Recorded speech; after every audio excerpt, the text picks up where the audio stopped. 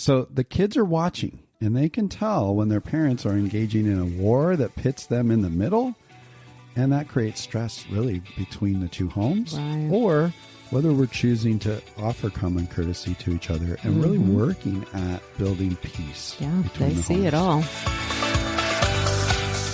Welcome to the Blended Family Coaching Show, where you'll discover how to move your step family from just surviving to truly thriving.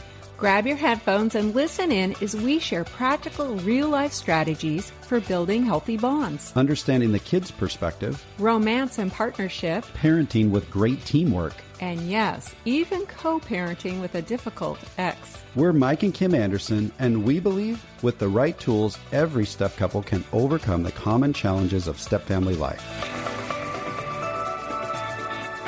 Join us for authentic and sometimes comical conversations to discover how you can lead your family with confidence and create the future you really want. Hey there, welcome. Thank you for joining us today. We're very excited when you join us and take some time out of your day to hang out with us, even as we're headed into a pretty busy season of the year. That's right. I know we've rounded the corner into November, and that means the holidays are upon us, and yet you're choosing to hang out with us today, and so we just so appreciate that. As always, we would love to hear from you. Would you consider giving us a review or just simply tapping into the star rating on whatever platform you're listening to, whether it's Spotify or over on Apple Podcasts? We would so appreciate getting your feedback as we continue to try to deliver value to you here on the show. Well, with that, let's hop in because, you know, I just mentioned the holiday season, and I got to tell you, we love the holiday season. Well, maybe I love it a little bit more than you do. Probably honey, true. But Yeah. I would love say spring. Overall, we do love the holiday season. You know, we live up in the Pacific Northwest, and while it can get dark and dreary as we head into fall and winter, Oh, yeah. the crummy weather is also commingled with some magic in the air as the twinkle lights start to emerge. And I mean, let's face it, what gets better than the family getting to hear me singing along with the holiday music that streams for hours, right?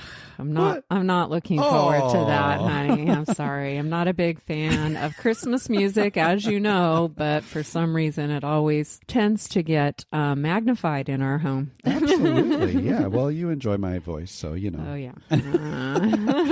Well, look, the holidays can be a great time for family bonding. That's true. We love to experience those moments of connection when we're doing things like baking cookies or watching holiday movies or enjoying some fun activities like playing games together. Or our family really loves to serve those in need here in our local community as well. And building gingerbread houses Oh, yeah, covered of in course. candy and frosting. And eating a few of those along the way. Of course, yeah. You know, the thing is, it turns out that in blended families, there's another dynamic at play that can hijack our plans, it can steal away our fun, and it can put a bit of a damper on the holidays. It's that dreaded negotiation with your ex that might make your head hurt. quite honestly. My head hurts just talking about this, honestly. And, you know, for many parents, that frustrating phone call or email to the ex trying to negotiate the holiday schedule or activities or family gatherings, all that stuff that we know is going to help create a fun holiday for the kids. But let's face it, the negotiations to make it all happen can just suck the energy out of us. Absolutely. And if that's where you're at or that's what you're feeling, that headache, you're not alone. You know, we've been in that position over the years many, many times, trying to negotiate simple plans, maybe some simple changes to the visitation schedule with my ex. Yep. One particular time that is really etched in my memory because it was so painful was my parents were planning a visit to come and see us.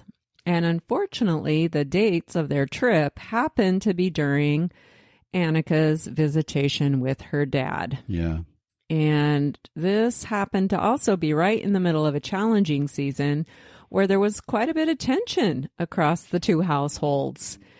And so as I attempted to negotiate and try to make some switches and changes so that Annika could spend some extended time with her grandparents, who she hardly ever gets to see, he was pretty resistant. Really resistant. We were in a bad place. Yep.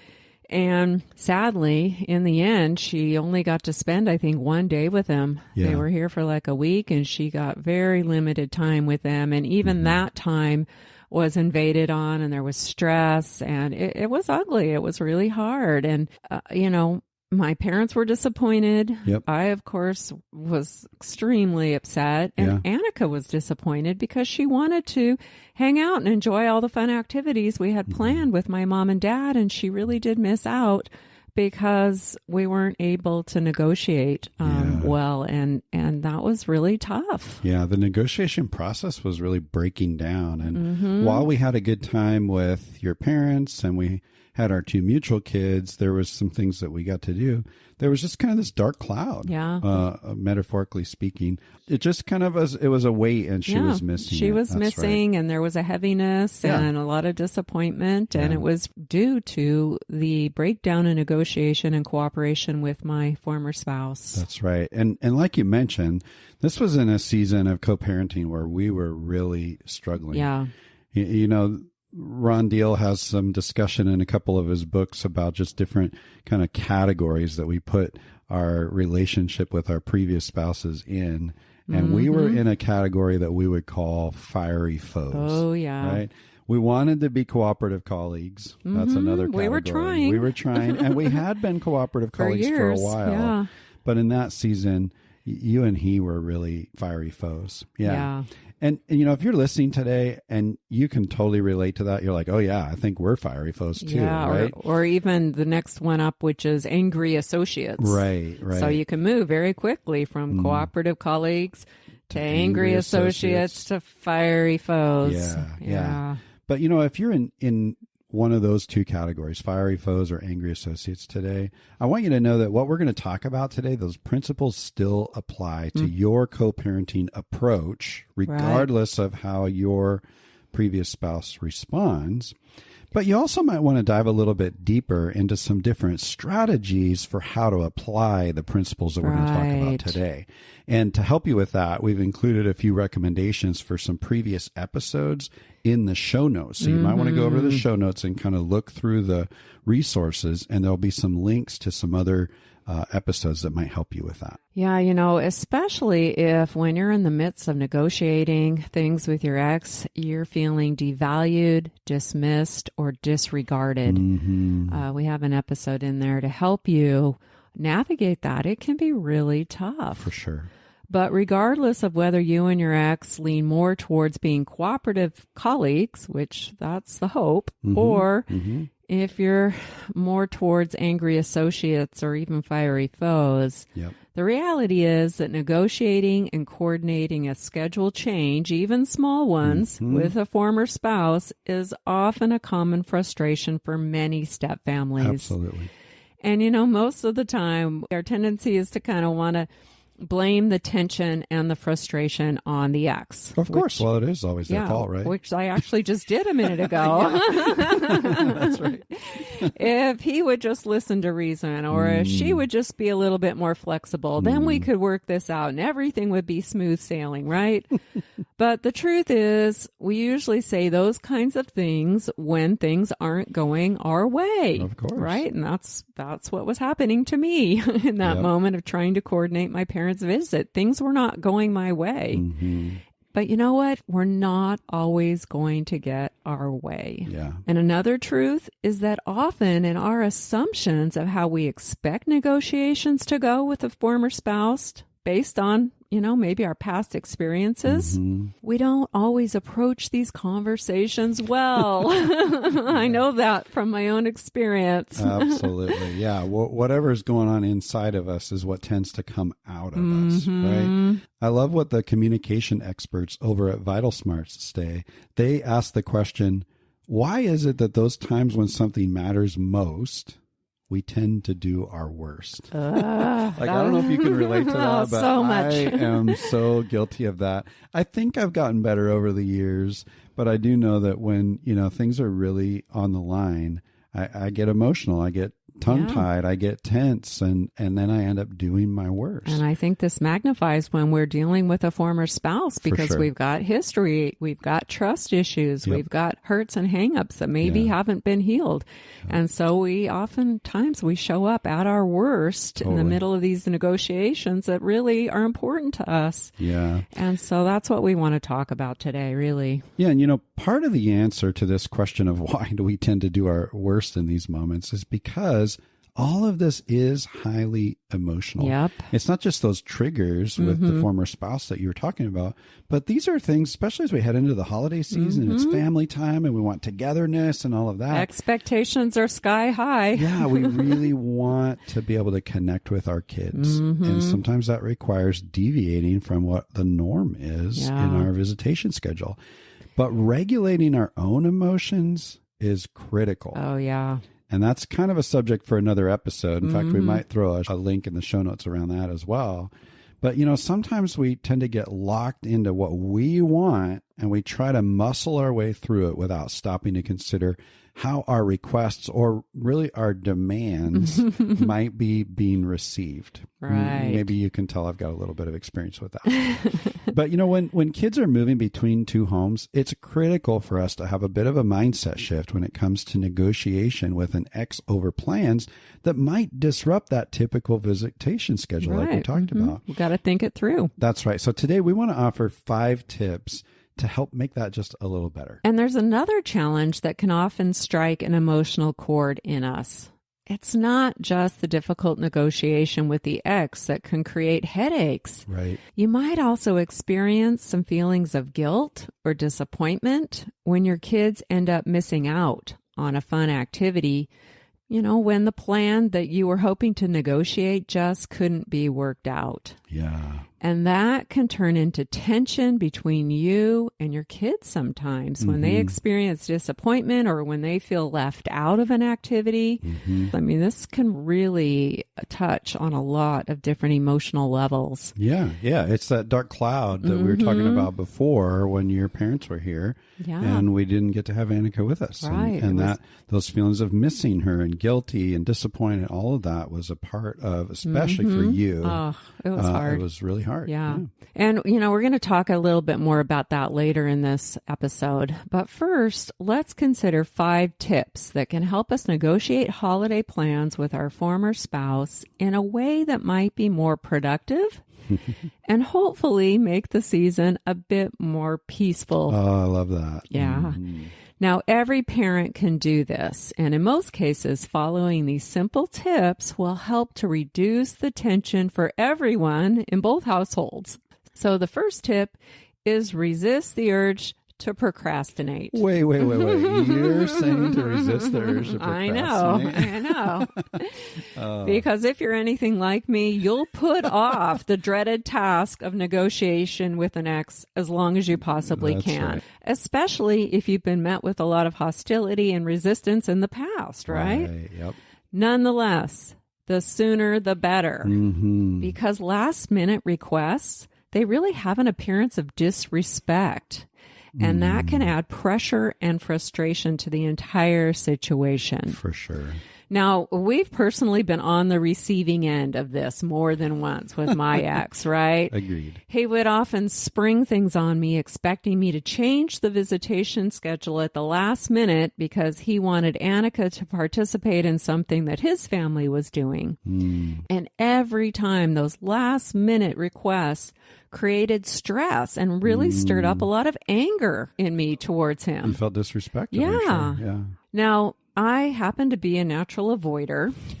I do like to procrastinate, and I've had to fight the urge to procrastinate negotiating with my ex, especially because I really wanted to avoid conflict. So that's why I would put it off. But, I knew how mad it made me when he tried to change plans at the last minute. And I eventually came to realize just how silly it was to think that I wasn't doing the same thing to him when I procrastinated, right? Yep. But what we need to kind of understand is this is really about common courtesy. And if you want your ex to show you common courtesy when it comes to scheduling changes, then you've got to be willing to do the same. That's right. So don't put it off. As soon as you realize that, a scheduling change is something you're going to need to discuss with your ex, take the initiative to start the conversation. Yep. The earlier, the better. Give your ex time to consider your request and to check their own family schedule and plans, right? Just like you'd like to be able to do that. Yeah. Being proactive will help them to feel respected, which will actually increase their willingness to work with you around the scheduling change you're hoping for. Yeah. So being proactive instead of procrastinating, that's really going to put you in a better position. Yeah. And this episode's dropping on November 1st of 2022. That means, those of us here in the United States, we've got 24 days or something like that until Thanksgiving, and less than 60 days till Christmas. And so now's the time. I would start working that plan and talking to them right now. And I love how you talk about, hey, this is just kind of a common courtesy. Yeah. And that common courtesy, is really trying to be reciprocal. We want that to be reciprocal from our ex, which leads us to our second tip. And that is really living out the golden rule. Absolutely. The golden rule, we've all probably heard it. Hey, treat others the way you want to be treated. And sometimes it just kind of blends into the background or whatever. But when I think about the golden rule, I have to challenge myself with it, because it doesn't say treat others the way you want to be treated as long as they're treating you nicely. Right. Right. And so that's typically not what we're experiencing with our ex a lot of the time. So the reality is we really need to be living out this golden rule of treating our ex-spouse the way that we want to be treated, regardless of the way that they're treating us, right? You got to consider how you want to be approached with a scheduling issue.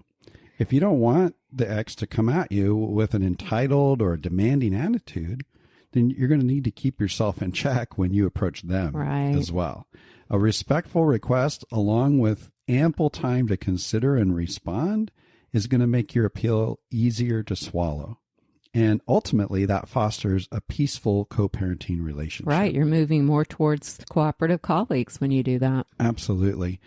One thing that might be helpful is heading way back to episode 67, called The Best Co-Parenting Strategy That You Already Know, where we do a bit of a deep dive into what we call the 3 C's around communication with an ex. So that might be one of those ones that we're going to put in the resources in the show notes to help you out. Look, you don't want to play the tit for tat game, right? Attempting to assess whether or not they deserve your cooperation with a scheduling change is basically all about keeping score. Yeah. And when you start keeping score, that invites your ex to do the same. And it just gives them a little bit more ammunition to use against you. So if we really want to focus on keeping peace for ourselves and for the kids, we want to stay focused on what's best for the kids and not worry about if our ex is deserving of that type of common courtesy that you were just talking about, or whether they should be punished with our, denial and demands. Right. Sometimes we say no for no other reason than I just want to get them. Exactly. So the kids are watching, and they can tell when their parents are engaging in a war that pits them in the middle, and that creates stress really between the two homes, or whether we're choosing to offer common courtesy to each other and really working at building peace between the homes. They see it all. That's right. So we're not procrastinating, and our approach is to live out that golden rule. Treat our previous spouse the way we want to be treated. Those are the first 2 tips. What's the third one, honey? The third one is to avoid schedule changes whenever possible. Okay, so I know we're talking about negotiating changes, but sometimes we just want to change just because we want to change, and we need to really think about whether we need that change for whatever happens to be going on. Like, the reality is that kids actually feel secure when routines are predictable and uninterrupted. That's one of the reasons we actually want some standard movement between the homes, because when they have a regular routine, that builds a sense of security. Yeah, they need to know what to expect. So, for your kids' sake, you want to try to do your best to minimize the amount of actual changes to the typical visitation schedule by making your family's holiday plans kind of fit into your time as much as you possibly can. This one isn't about appeasing or accommodating the ex. It's actually about providing stability for your kids. There's a Right. huge difference there in our approach and our attitude. Yeah, I would say only request a change if it's absolutely necessary. Right. Yeah. All right, on to tip number 4. Always have agreement with an ex before sharing your plans with the kids. Yeah. You know, telling your kids that you're planning a family trip or a magical Christmas Disney adventure before you've actually worked out the scheduling details with their other parent, Oh, man, that can easily backfire on for you. sure. Yep. Negotiate the necessary changes with your ex first before you tell the kids anything about these plans. Right. This will really help you to be able to avoid disappointing your kids if it just doesn't work out. And it will also help to minimize stress and conflict between you and your ex. That's right. And again, we have experience with this, and it's Yeah. very stressful. Yeah. There was one season where Annika was really into basketball, and my ex scheduled her to go away to a basketball camp during my visitation without even checking with me first. Signed her up. Yeah, I and got her remember all that. excited and all prepped, and then it was up to me to get her there, and we actually had to cross the border. It was Yep. a huge hassle. Yep. And I wanted her to go. I wanted her to enjoy it. And so Right. I basically bent over backwards and rearranged schedules so that I could get there and so Yeah. that I could pick her up and bring her back and make sure she had all the necessary stuff. I said yes because I wanted her to experience it. But there was another situation where he told her about, some concert that was happening, and he was all excited and Wanted to take her, yeah. was getting ready to buy tickets, and it was on my weekend. Yeah. And then he, We had something going. We had to say we no. had plans, and I had to say no, I'm sorry. And then, of course, Annika's disappointed. Yeah, and then I'm the bad guy. Yeah. And so really avoid this whole thing. It really is stressful for you. It's stressful for the kids. Negotiate, get agreement prior to sharing anything with the kids. Yeah. And what's interesting is on the basketball thing, sure, you moved mountains to make sure she got there. I did. And the reality is, if your previous husband had called and said, hey, can we work this thing out? You would have said yes. I would have. And you would have been behind it, and we would have figured it out. But the problem was it fueled the fire of being angry associates and fiery foes simply by talking to Annika about it previous to talking to you about it. And as I recall, it actually put a lot of stress on her because he actually left town Right. and kind of dumped this whole thing on me. Yeah. And she didn't have a letter to cross the border with his Right. signature. There was all That's these right. things Yeah, we there was a needed bunch that of he stuff just we kind needed of to left do. all these Yeah. loose ends, and Yep. she was stressed out and upset. Yeah, for sure. And, it's funny, too. One little thing that you kind of said there at the end is, it made you the bad guy when you had to say no. Now, I can already hear somebody listening going, oh, yeah, that's a really good idea. I could make them the bad guy by talking to my kid and don't making do them say no. Don't go down that No. road. It's not worth it. It actually puts your child in a difficult, tension-filled space. Yeah. And you don't want to do that. And remember, what we're talking about here isn't just how do I negotiate well so I can get what I want in the holiday season right now. We actually want to negotiate in a way that invests in the long-term peace between us and our previous spouse for the benefit of our kids. Yeah. That's what all of this is centered around. Yeah. Is how do we do this in a way that supports the peace and the stability for the benefit of our kids. Yeah. And again, that's going to go right back to the golden rule, because if Exactly. you set your former spouse up to be the bad guy or having to say no, well, guess what? They might put you on the receiving end of that, and Totally. it's not a good place to be. That's right. Yeah. So we're going to resist the urge to procrastinate. We're going to genuinely live out the golden rule. We're going to avoid schedule changes whenever humanly possible. We Right. don't want to just to change, right?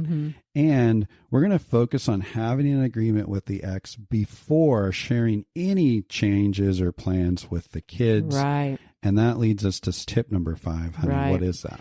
Well, this is a tough one, but number 5. They're all tough. Yeah, they are. None of these are easy. But number 5 is learn to graciously accept a no without evoking a dispute. Yeah. This is hard.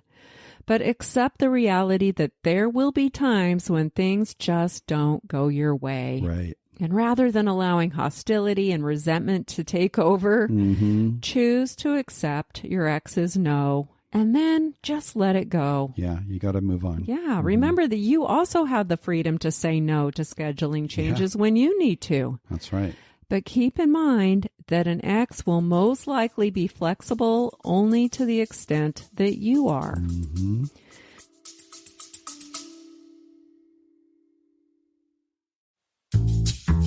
What if you could experience a community that's all about healthy support, guidance, and practical strategies that help you thrive in your blended family? Well, now you can.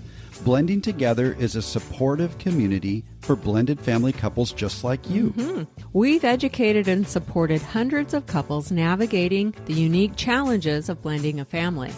Now we're inviting you to join our community and experience the transformation that awaits you. But you'll need to act fast because we're getting started soon. Blending Together is not just another community. It's a place where you'll find practical, real-life strategies for building unity as a couple, And creating more connection as a family. experiencing partnership in parenting. And even dealing with that difficult ex. Blending Together is a safe, growth-focused space where you get to connect with us and, maybe more importantly, with other blended family couples who truly understand what you're going through. Along the way, you'll discover practical tools, guidance, and hope that empower you to find a future full of confidence and connection. When you join Blending Together, you'll get to hop into a variety of resources like access to our private Facebook group and online learning platform, monthly coaching meetings, monthly Q&As, and you'll even get to vote on the content for our monthly workshops. Blending a family can often leave couples feeling alone or isolated and stuck, and quality support can sometimes be expensive. That's why we're offering you access to all of this at a super low monthly rate, because every blended family deserves the opportunity to thrive, regardless of their budget. That's right. So join us in the Blending Together community and unlock the secrets to successful blending. Together, we can create a future filled with hope, connection, and peace. But don't wait. Click the link in the show notes now. The doors will be closing on October 8th, and you don't want to miss out on this unique opportunity to create the future you really want alongside other couples who genuinely get it. Hey, we can't wait to meet you there.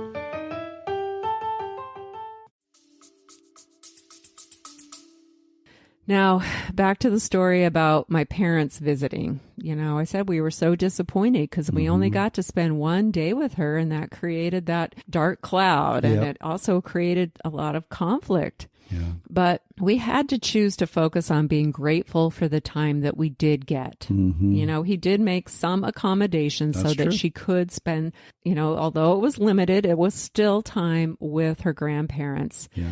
And we had to really embrace that grateful attitude and not get lost in our disappointment or allow that to turn into a lot of bitterness and resentment. Yeah. And that that took some effort and energy because honestly, my mom was upset. Like she was going down the resentment and bitterness path, and we had to kind of rein her in a little bit.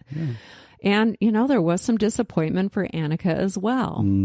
But despite your best efforts, there will probably be times when your kids end up missing out on something that you've planned, such as time with a grandparent that's visiting, right? Absolutely. And that can stir up some difficult emotions for both you and for your kids. Yeah, that's right. Let's talk about how to manage that, because I think this goes along with what we're talking about. I think you're right. You know, we've got these 5 tips that we just shared in negotiating, which is so focused on having the peace, but that doesn't resolve the problem that kids are still missing out on stuff. Like they're moving back and forth between 2 homes, and life doesn't stop in the home that they're not at. Yeah. It just keeps going. And for our particular unique situation, both households that Annika was moving back and forth in had full families. They had 3 mutual kids, and we have 2 mutual kids. Right. And family life was still happening. And so kids miss out on some stuff. Yeah, they can't be included in everything when they're only there half the time. Yeah, and so that does create disappointment.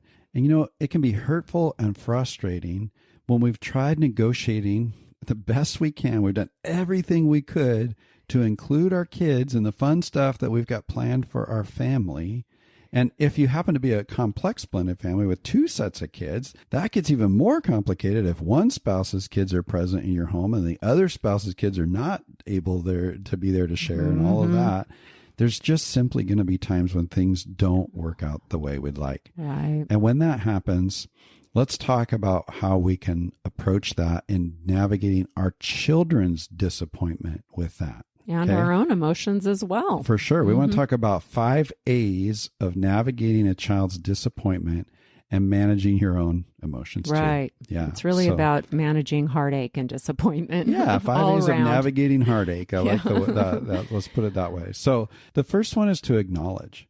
You want to acknowledge the child's negative feelings and listen with empathy to their perspective, but avoid going into fix-it mode. Right. Now, just like Kim said, you shouldn't procrastinate, which she happens to be a procrastinator. I'm saying avoid fix-it mode, and I happen to be a major fixer. Yeah. Right? I am all about going into fix-it mode. And sometimes that looks like, well, you should just... and then fill in the blank, right? Trying to tell people. Or you shouldn't necessarily feel like, right? And I try to change the feeling. Or I try to put a silver lining around it, and I at least them to death. Yeah. Well, at least, right? Don't give an at least response. No. We want to just listen with empathy to say, something simple like, boy, I can really see why you feel that way. Mm-hmm. I understand how hard this is. Yeah, I get it. We want to acknowledge and just really sit in it with them. Yeah. Allow them to feel what they're feeling. For sure. And I know from a parent's perspective, that can be hard because we want to fix the problem, but in these dynamics, there are problems that just cannot be fixed. For sure. Yeah. So what's the second A? The second A is to assure your child that you're doing your best to include them wherever possible. Yep. You haven't intentionally left them out, but you just weren't able to work it all out. Right. Just simple. Yeah. So acknowledge the pain, assure them that you're doing everything you can. And then in the midst of that, you've got to abstain from placing blame on the other home or bad mouthing the ex-spouse in front of your kids. Right. And keep your explanations simple. Hey, I wasn't able to work it out with your dad this time, and I'm sorry that you're feeling disappointed about that, right? I can acknowledge that we didn't work it out, but I'm not going to be like, yeah, your dad was such a jerk and he wouldn't let you come and do that. Like, we're not going to capitalize on that. No. Abstain from all of that. Yeah, and just keep it very simple. Yeah.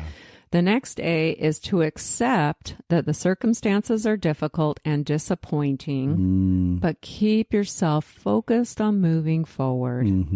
Okay, so this one is kind of for you and your disappointment that your child's not there. Yeah. Sometimes we just have to accept this is what it is. And I'm going to throw a podcast episode in the show notes on how to navigate sadness when you're missing your child, because that's a real thing. We don't want to deny that we're missing our child, but we also don't want to get stuck there. We want to accept the circumstances and move on. For sure.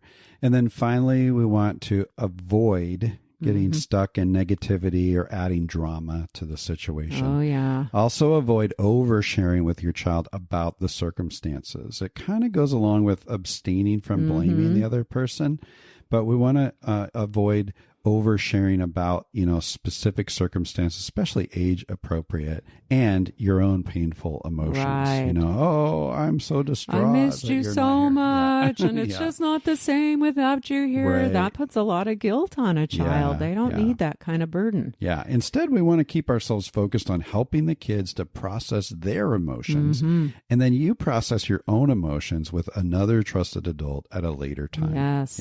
Yeah. So those are the 5 A's. Acknowledge, assure, abstain, accept, and avoid. Right. You might need to just hit rewind and kind of listen through those again. Oh, yeah. How do I go about doing that?